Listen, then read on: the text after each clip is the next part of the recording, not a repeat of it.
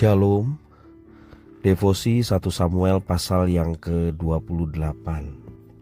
Kita sudah membaca di dalam pasal 28 ini ayat 1 sampai 29. Dan kiranya ini boleh menjadi perenungan buat kita sekalian.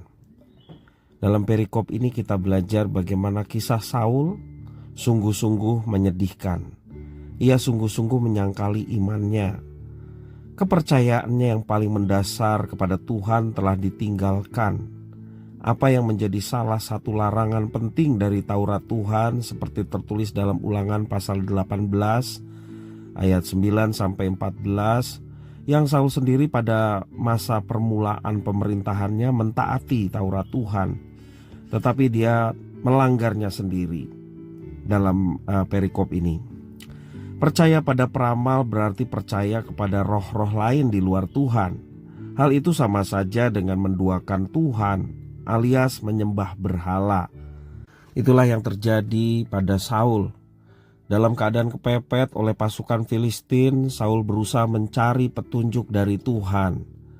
Ketika Tuhan tak kunjung menjawab, ia pun nekat mencari pemanggil arwah agar dapat memberi jawaban atas pergumulannya.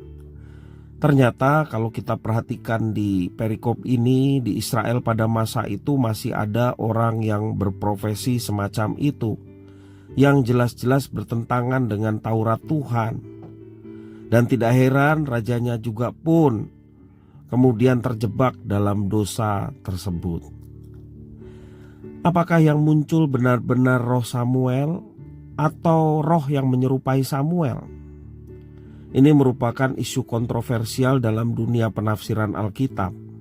Kalau benar itu adalah roh Samuel, maka ini merupakan kasus khusus yang Tuhan izinkan untuk meneguhkan penghukumannya atas Saul, karena jawaban roh Samuel jelas sekali dalam ayat yang ke-16 sampai 19.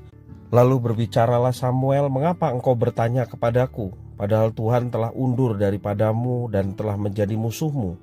Tuhan telah melakukan kepadamu seperti yang difirmankannya dengan perantaraanku, yakni Tuhan telah mengoyakkan kerajaan dari tanganmu dan telah memberikannya kepada orang lain, kepada Daud.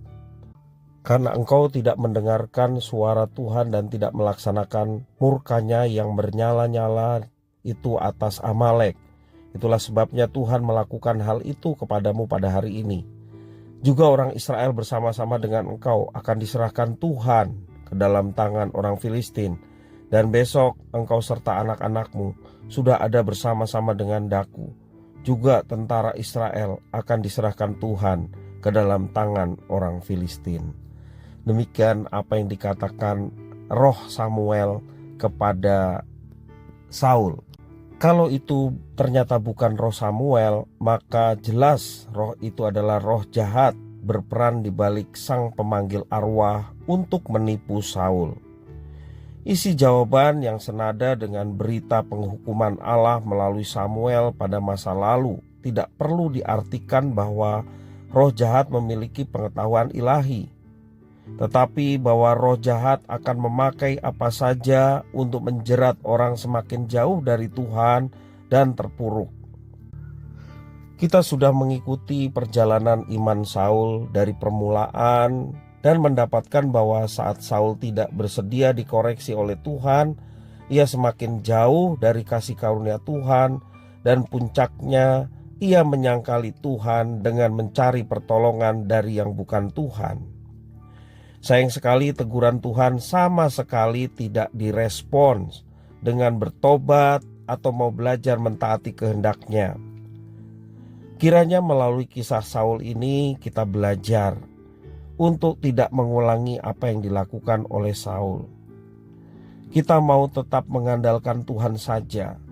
Ketika kita ingin bertanya apa yang hendak kita lakukan ataupun sesuatu yang kita pergumulkan, bertanyalah kepada Tuhan melalui doa, dan Dia akan menjawab sesuai dengan waktu dan kehendaknya yang terbaik bagi setiap orang-orang yang melibatkan Tuhan dalam segala sesuatu, dalam doa dan permohonan yang diserahkan kepada Tuhan.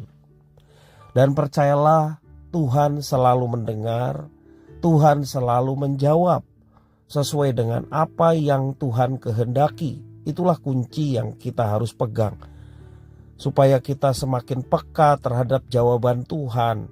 Dengan iman kita meyakini bahwa jawaban Tuhan adalah yang baik.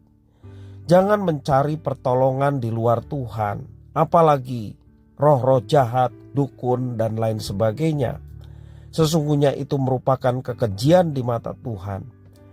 Ada banyak orang yang justru mendapatkan jawaban ketika mereka datang kepada peramal, kepada dukun, atau dianggap orang pintar. Mereka seperti mendapatkan jawaban. Tetapi jawaban yang di luar dari Tuhan adalah kesia-siaan. Jawaban dalam setiap apa yang ditanyakan atau pergumulan akan mendatangkan kesia-siaan. Kesia-siaan sejati adalah ketika kita jauh dari persekutuan dengan Tuhan, kita tidak mengalami penyertaan Tuhan. Itulah kesia-siaan yang akan melanda orang yang tidak mau datang pada Tuhan, tetapi datang kepada yang lain. Mari dari peristiwa ini kita terus belajar setia kepada Tuhan. Kita senantiasa bergumul bersama dengan Tuhan dan alamilah penyertaan dan jawaban Tuhan dari setiap pergumulan yang kita sampaikan kepadanya, dan percayalah bahwa Tuhan memberikan yang terbaik tepat pada waktunya dan sesuai dengan kehendaknya. Tuhan Yesus memberkati.